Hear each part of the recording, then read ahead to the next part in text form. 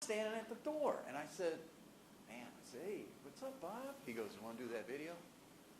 I said, I sure do. So I have a studio in my basement. We went downstairs and I put the camera in front of him, and he pretty much, gave me a great interview. And but up to that point, he's never talked about it.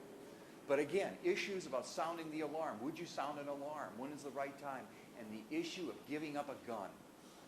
That is the two primary issues that we're talking about here that bother me. And this popped in my head about, talking to him and saying he was afraid that he would run into it. Yeah. A thought process just popped in my brain would be, if you sound the alarm with information, stop.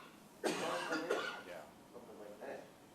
Good point. Rather than they're taking someone hostage. Yeah. If you say they're taking someone hostage because they got guns, then yeah, the cops are going to run to them.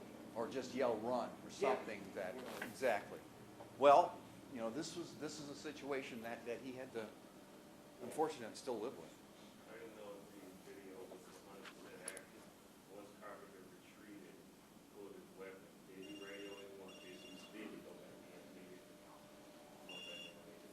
See, go ahead. And I do know he wasn't wearing his gun. Well, here's another thing. Yeah, a little deeper into the story.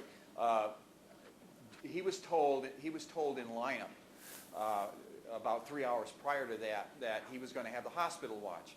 And Jerry was like me. I loved hospital watches because, one, you're in the warm, because it was freezing out there with 18 inches of snow. He had to drive through that stuff, wind blowing. He was in a nice warm hospital. He had great hospital food because the nurses always brought us food. And you could relax, read a magazine. I mean, it was downtime.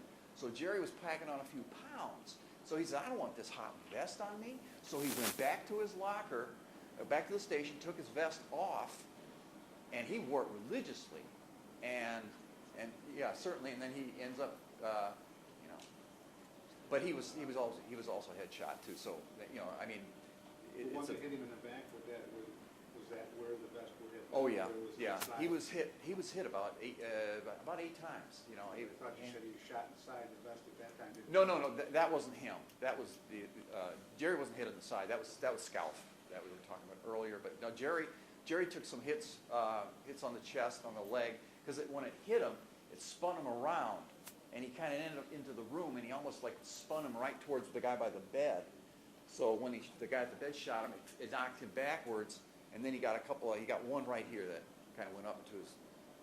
Well, it lodged in his face, and he still managed to shoot.